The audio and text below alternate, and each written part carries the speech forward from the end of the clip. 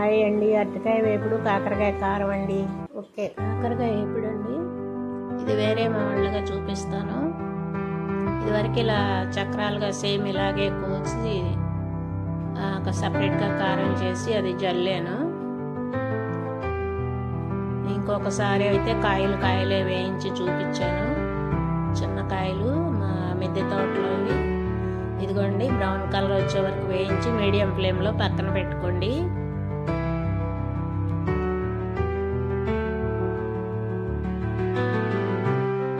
దీనిలో ఆ నూనెలోనే కొంచెం వేరుశనగ గుళ్ళు, సాయి మినపప్పు, కాస్త జీలకర్ర, ధనియాలు ఇవి చల్లి లైట్గా వేయించి పక్కన పెట్టుకోండి. చల్లారిన తర్వాత ఇవి మిక్సీలో వేసుకోవాలి. ఎండుమిర్చి కూడా మీరు కారం కొంచెం తినగలిగితే ఇంకా ఒక 2-3 ఎక్స్ట్రా వేసుకోండి. మేము ఎక్కువ కారం తినమండి, అందుకని నేను ఒక 5-6 మిర్చి వరకే వేసాను. ఇవైతే చట్నీకి అండి. ఈరోజు పెసరట్లలోకి వేరుశనగ చట్నీ చేస్తున్నాను. ఈ కరివేపాకు మాత్రం మన కాకరకాయ కారంలోకేనండి. ఇందాక అన్ని దినుసులు వేపాను కదా, అవి చల్లారిన తర్వాత ఇలా పొడి చేసుకోండి మిక్సీలో. కాకరకాయలు కూడా కచ్చా పచ్చాగా ఊరికే జస్ట్ ఒక తిప్పైతే తిప్పాను. ఇవన్నీ కలగలిపి ఇలా కాకరకాయలు వేయించేటప్పుడే కొంచెం లైట్గా ఉప్పు వేసుకోండి, ఎక్కువ వద్దు, ఎందుకంటే మనం కారంలో వేసుకుంటాం కాబట్టి. ఆకుకూర అయితే వండానండి. ఆకుకూరలోకి ఈ అరటికాయ వేపుడు అయితే చేస్తున్నాను. ఒక అరటికాయ తీసుకున్నాను. నేను ఆకుకూర వండటం కూడా ఇదివరకు చూపించాను.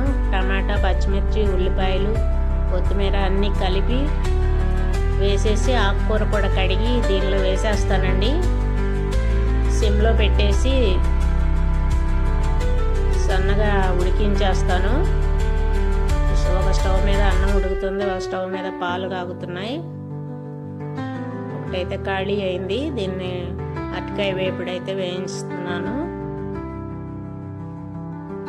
నూనె కాగాక ఇలా, ఇది కూడా మీడియం ఫ్లేమ్లోనండి, ఎక్కువ పెద్ద సెక్క పెట్టవద్దు.